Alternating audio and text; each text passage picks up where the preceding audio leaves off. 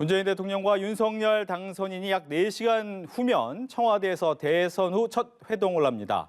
대선이 치러진 지 19일 만의 만남인데요. 이 시각 정치권 이슈 장해찬 전 국민의힘 선대본 청년본부장, 권지웅 더불어민주당 비대위원과 함께 짚어보도록 하겠습니다. 안녕하십니까? 안녕하세요. 어서 오십시오.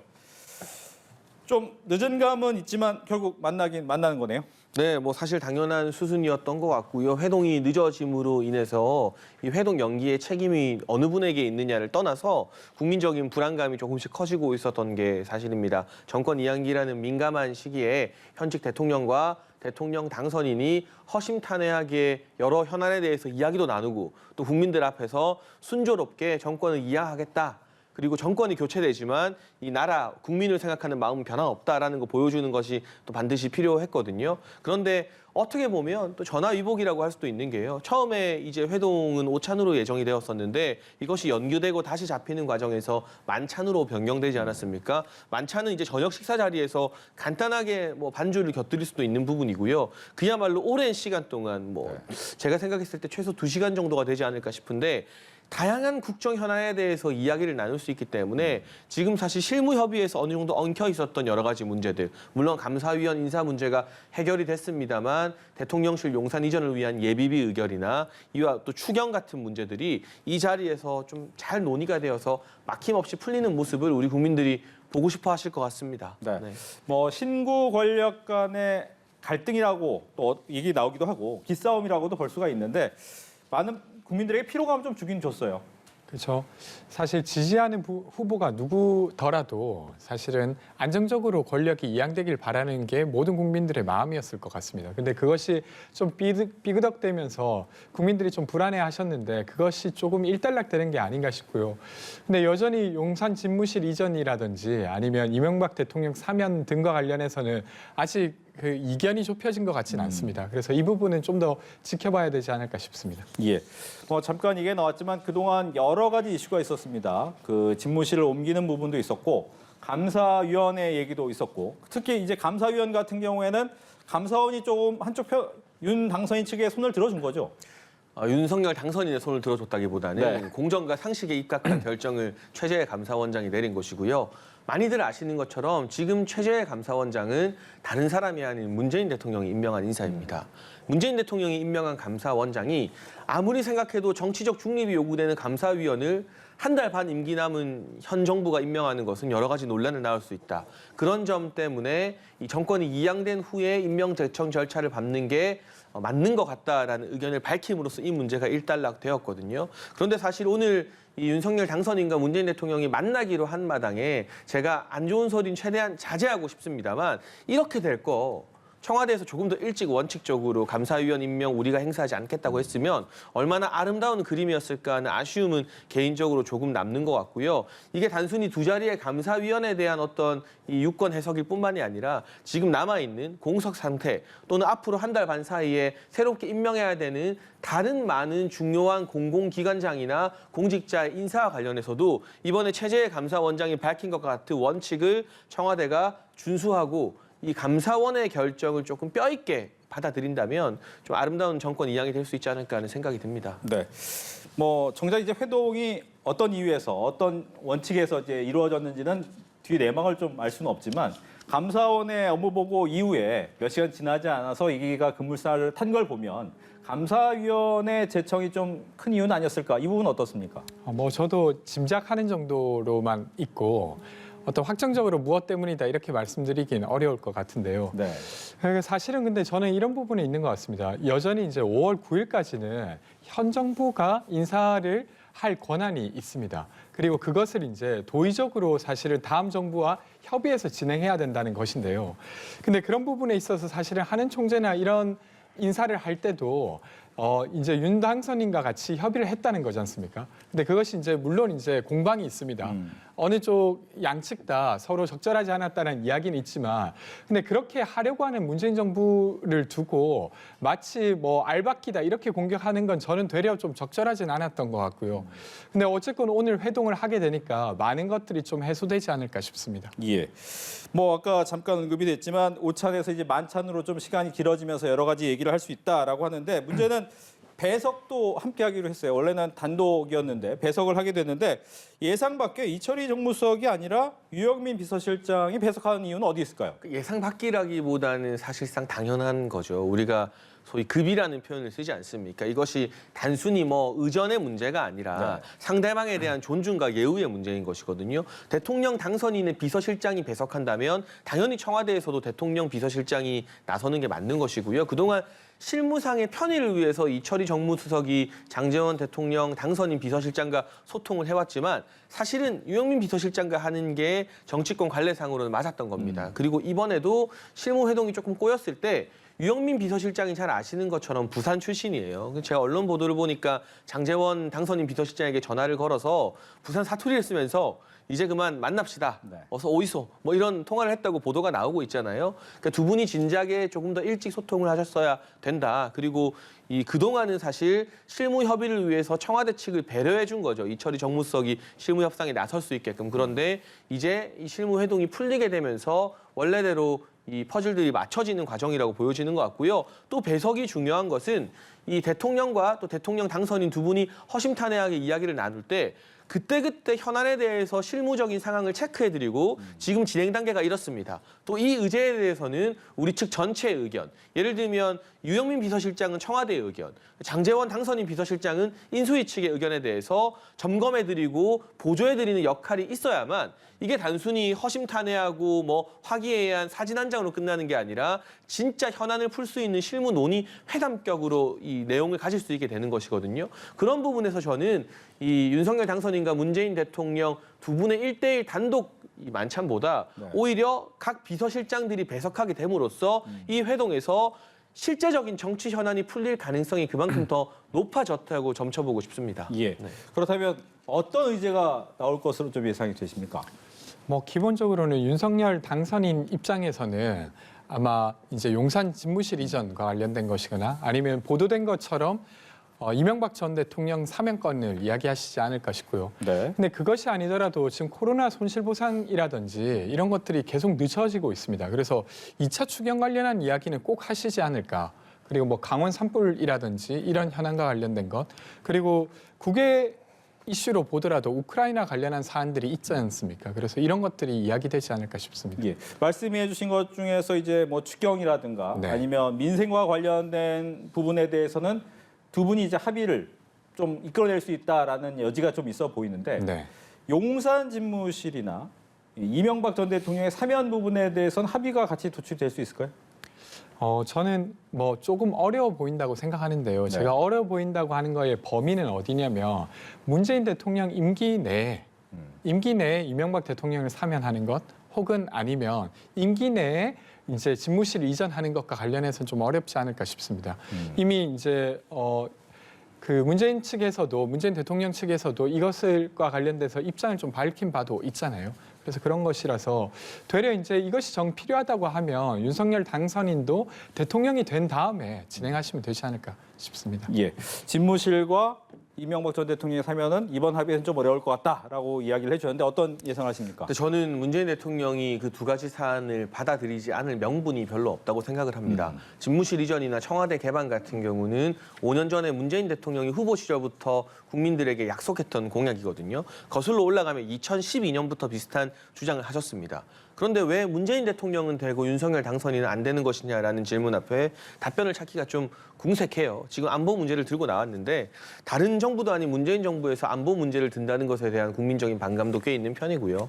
그리고 이 의결을 요구하는 예비비 액수가 뭐 수천억 원대 거액인 것도 사실은 아닌 것이고 국가 예산적인 관점에서 보면 또 이명박 전 대통령 사면 같은 경우도 사실은 대선이 끝난 이후에 문재인 대통령께서 국민 통합에 대한 메시지를 그 누구보다 지금 많이 내고 계시거든요. 그렇다면 박근혜 전 대통령이 얼마 전 건강을 회복해서 사저로 돌아가셨는데 왜 이명박 전 대통령 예외가 되는 것이냐라는 질문 앞에 또 대답을 찾아내기가 궁색합니다. 그래서 제가 뭐 감히 예상은 할 수 없지만 이 두 가지에 대해서 만찬회동 이후에도 이 문재인 대통령이 거부하는 모습을 보인다면 지금 팽팽한 국민 여론이 문재인 대통령에게 조금 부정적인 방향으로 돌아설 가능성이 있을 것 같고요. 예. 제가 조금 더 주목하고 싶은 의제는 바로 추경입니다. 자영업자 손실 보상 뭐 문재인 정부에서 대선 전에 13조 원 규모의 추경을 추가로 했습니다만 부족하다는 여론이 민주당 내에서도 소리가 상당히 높았습니다. 또 제가 참 좋아하는 민주당의 이동학 전 청년 최고위원 같은 경우는 국회에서 천막치고 추경액 증액하라고 농성하기도 했었는데요. 윤석열 당선인의 공약이 50조 원의 손실 보상 아니겠습니까? 아직 취임 전이지만 최대한 빨리 현 정부와 협의해서 자영업자들의 손실 보상을 좀 추진하자. 네. 이런 주장 앞에서 대통령이 반대할 명분은 더욱더 찾기 힘들거든요. 다만 이 기재부의 목리 그렇죠. 그리고 지금 민주당 내부에서 추경이 시행되면 지방선거 이전에 국민의힘에게 여론이 좋아지는 것 아니냐는 정치적인 고려가 걸림돌이 될 수는 있겠습니다만 문재인 대통령이 과연 자영업자들의 손실 보상을 위한 추경액 증액, 추경 편성 등에 대해서 얼마나 전향적인 태도를 보이실지 저는 이 부분이 민생 부분에서 가장 중요한 이슈가 될 거라고 생각합니다. 네, 관련해서 비슷한 질문 드리면 네. 기재부에서 역시 이 부분에 대해서 추경은 더 이상 하는 것이 이제 부실에 대한 국가 재정에 대한 부실 위기에 대한 얘기를 하고 있단 말이죠. 하지만 이제 두 분이 합의를 한다면 또 타결돼서 잘 진행될 수 있을 것 같기도 하고 어떻습니까? 그러니까 이 추경 관련한 것이 아마 윤석열 당선인의 리더십의 첫 번째 무대가 되지 않을까 이런 생각이 드는데요. 그러니까 기재부에서는 국채 발행을 안 했으면 좋겠다라고 계속 이야기를 하고 있습니다. 근데 그것을 국채 발행하지 않고 50조 원에 가라는 손실보상액을 마련할 수 있을까라고 했을 때 현실적으로 불가능하다고 보고 있거든요. 그래서 이것은 문재인 대통령을 설득할 부분이 아니라 기재부를 설득해야 될 부분이고요. 앞서 장해찬 본부장께서 막 이야기하신 부분에 있어서 좀 이견이 있어서 이야기 드리면 용산 집무실 같은 경우에는 저는 이렇게 생각하는데요. 임기가 개시되고 해도 전혀 늦지 않습니다. 문재인 대통령의 경우에도 임기가 시작되고 9개월가량을 검토했었어요. 근데 예를 들면 경호상의 문제로 좀 어렵다고 해서 접게 되었는데 근데 사실은 이제 윤 당선인의 경우에는 대선 기간 중에서는 광화문 집무실이라고 했습니다. 그게 전문가들과 이야기해서 충분히 가능하다고 그렇게 여러 번 호언장담을 하다가 갑자기 당선되고 나니까 10일 안에 광화문으로 이전하는 건 재앙이다. 라고 스스로 말을 바꾸더니 그때는 검토가 잘 안 됐던 것 같다라고 하고 지금 가져온 게 용산 집무실이에요. 근데 예산 관련해서도 인수위 측에서는 500억 정도라고 하지만 국방부에서는 5천억 이상이 든다라고 올린 것도 보도되었습니다. 그러니까 예산 추계도 안 된 채로 5월 10일까지 해야 된다라고 하는 것에 국민들은 납득을 못하고 있는 것이고요.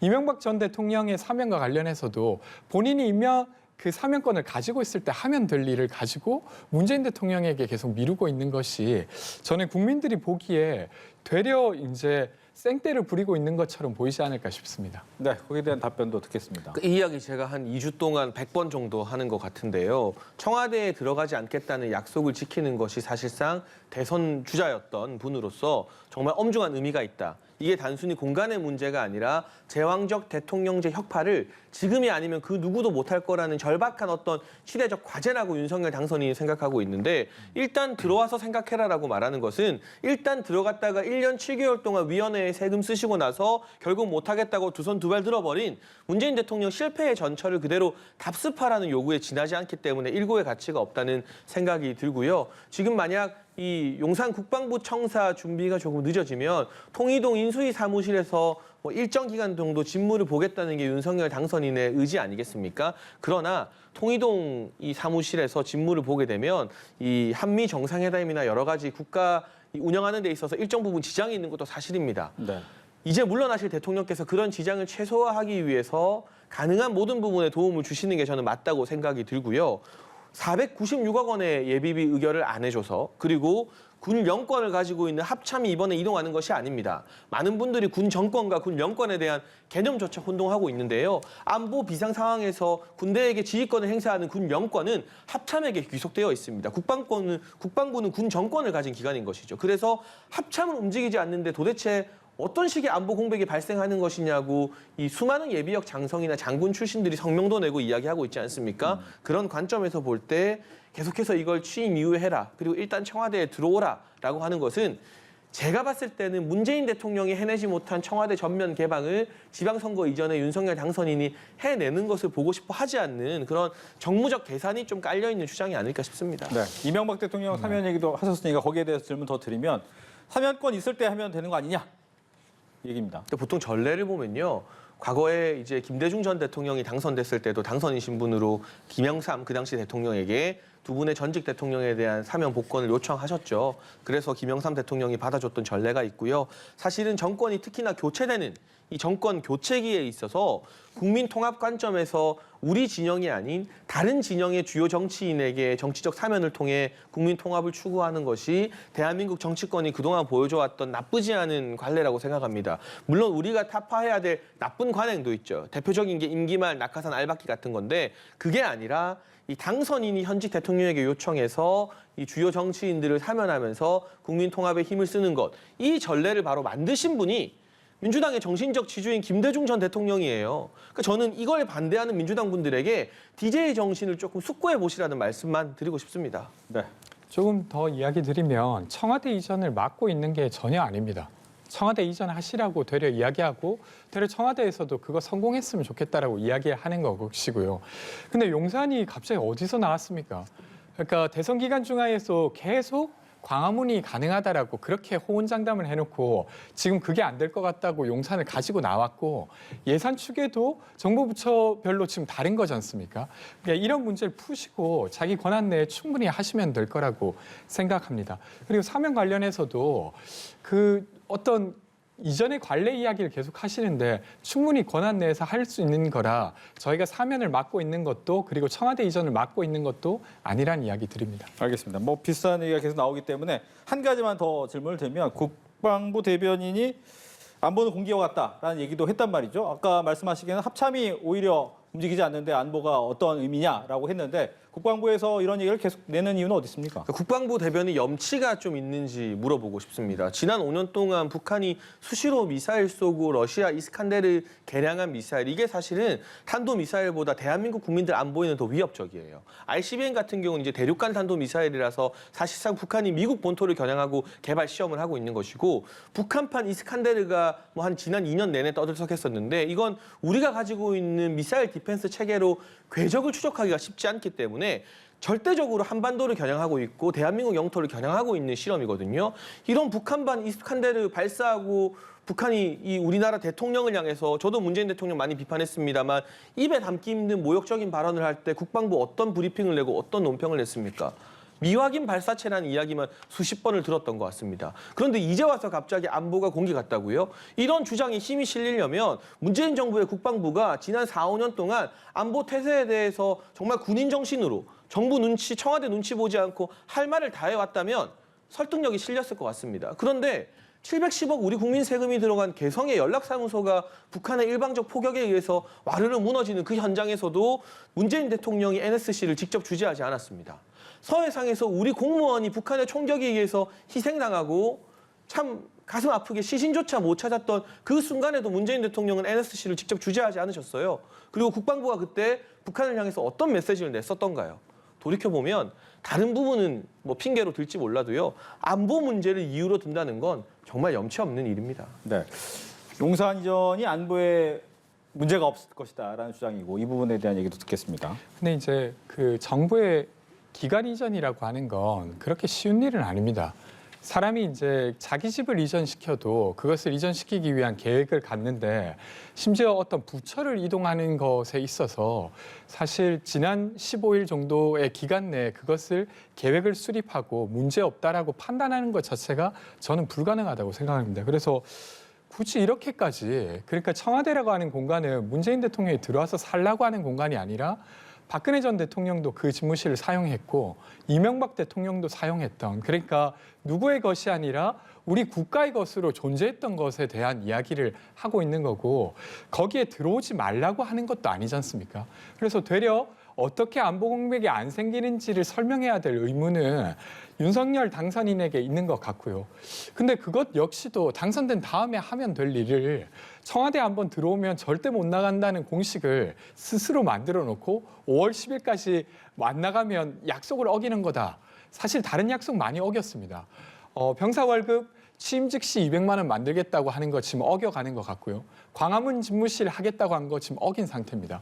근데 그런 약속들 다 어기시면서 굳이 이것만큼은 꼭 해야 된다라고 하는 게 국민들이 보시기에 어떨까 싶습니다. 알겠습니다. 그 병사 월급 200만 원은 인수위 단계에서 논의를 하고 있는 단계니까 어겼다고 단정할 수는 없는 것이고요. 광화문 집무실 이전의 핵심은 광화문이냐 용산이냐가 아니라 청와대 개방에 있습니다. 그래서 어겼다고 단언할 수 없고 어기지 않기 위해서 노력하는 것이고, 참고로 요즘 많은 언론에서 문재인 대통령의 대선 공약 이행률을 점검해 봤는데 20% 정도라고 합니다. 민주화 이후 모든 대통령 중에 대선 공약 이행률이 가장 낮은 분이 문재인 대통령이기 때문에 공약 이행에 대해서는 민주당 분들이 하실 말씀이 별로 없을 것 같습니다. 알겠습니다. 이 정도 얘기를 하고 이제 인수위 좀 해봐야 될 것 같은데요. 인수위 같은 경우에 업무보고 각 부처별로 업무보고를 받고 있는데 중앙선관위 같은 경우에는 업무보고 대상은 아니지만 간담회를 하자라고 요청을 했는데 중선위는 간담회 요청을 거절했습니다. 관례가 없다라고 얘기를 하면서인데 그 사안은 어떻게 보고 계시는지요? 저는 선거관리위원회 같은 경우는 이번에 좀 사건이 있었지 않습니까? 그러니까 이제 사전투표에서 확진자 투표와 관련해서 사실 문제가 있었습니다. 그래서 저는 인수위 차원에서 요청할 수 있는 부분이라고 생각하고요.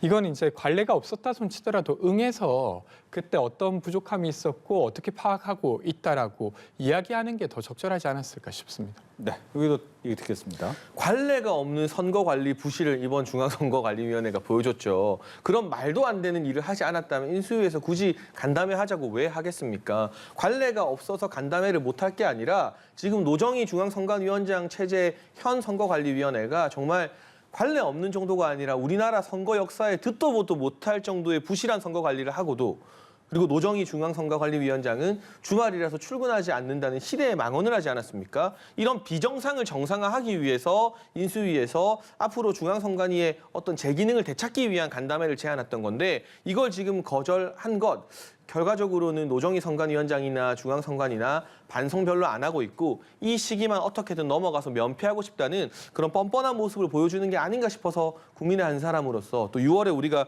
투표권을 행사해야 되는데요. 걱정이 좀 많이 됩니다. 알겠습니다. 또 하나의 이제 업무보고의 관심사는 바로 법무부가 되겠습니다. 한 차례 이제 미뤄졌는데 내일로 또 다시 옮겨서 하기로 했습니다.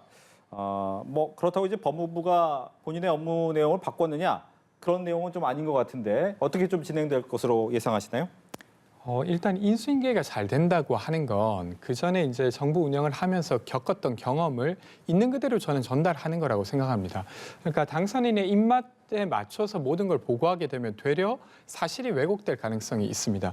예를 들면 그 검찰의 예산 편성권을 독립시키겠다고 한 부분에 있어서도 좋은 면도 있지만 안 좋은 면도 있습니다. 예를 들면 예산을 독립적으로 운영하게 되면 검찰총장이 국회에 출석할 의무가 생깁니다. 그래서 되려 검찰의 어떤 독립성이 저해된다는 우려도 있는 것이거든요. 그래서 이런 것들을 포함해서 의견을 내지 않을까 싶고요.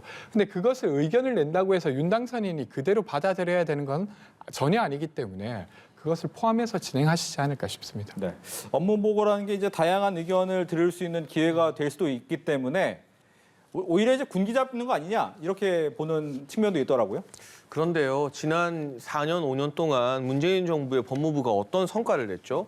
검찰개혁한다고 하면서 친정부 검사들 방탄지검장 만들어서 성남FC나 대장동이나 수사 다 막지 않았습니까? 오죽하면 성남지청에 있는 검사가 제발 수사 좀 하게 해달라면서 사표를 쓰는 초유의 일이 벌어지겠습니까? 이런 부분에 대해서는 재조정과 엄한 문책이 당연히 필요한 것이고요. 검경 수사권 조정도 일반 국민들에게 참 많은 피해를 끼치고 있습니다. 예를 들면 6대 범죄 외에는 다 경찰에서 수사하게 하면서 검찰이 많은 노하우를 가지고 있고 상대적으로 경찰의 경험이 적은 금융사기나 소액사기 같은 분야에 있어서요. 일반 국민들이 경찰에서 수사를 담당하느라 사건 처리 속도가 예전보다 훨씬 지연되면서 많은 고통과 불편을 호소하고 있는 게 우리 법무 현장의 현실이거든요. 이런 부분에 대해서 제대로 된 대안을 가져오지 못하고 우리 검찰개혁 잘했다, 앞으로도 검찰개혁 해야 된다는 앵무새 같은 소리만 반복할 거면 사실상 이 보고 들을 필요가 없는데 박범계 장관도 이번에 아마 좀 크게 놀랐을 거라고 생각을 합니다. 본인의 발언이 정치인 국회의원으로서의 발언이 아니라 한 부처 수장으로서 발언으로 해석될 때 얼마나 큰 파장을 가지고 오는지 느끼셨을 테니까요. 저는 정치적인 어떤 문제가 아니라 검경 수사권 조정 중간 점검 차원에서 그리고 검찰개혁의 냉정한 장단점 평가 차원에서 이번 인수위 업무 보고가 객관적이고 냉정하게 진행됐으면 하는 바람입니다. 네. 민주당 내부에서는 보니까 이제 검수한 바 이번 4월 국회 때 좀 통과시켜야겠다라고 얘기를 하면서 또 하나는 윤석열 대통령 당선인의 본부장이라고 보통 약자를 하는데 본인과 부인과 장모와 관련된 특검 법안을 또 제출을 했단 말이죠. 이 부분에 대해서 당 내부에서는 어떤 얘기가 좀 나옵니까? 검찰개혁 관련해서는 이제 장희철 본부장님이 이야기하신 거랑 조금 연결시켜 보면 사실 이제 부산저축은행 부실 수사 관련한 의혹이 계속 있지 않습니까? 그리고 거기에 봐주기 수사를 했다라고 하는 윤석열 당선인과 관련된 의혹도 존재하죠. 이런 것들이 사실 검찰에 대한 어떤 불신을 계속 쌓았고 그런 것들을 개선하기 위해서 검찰 역시 누군가의 감시를 받아야 된다라고 해서 시작된 게 검찰 개혁이었습니다. 물론 이제 모든 걸 성과화하진 못했지만 그런 필요는 여전히 남아 있다고 생각되고요.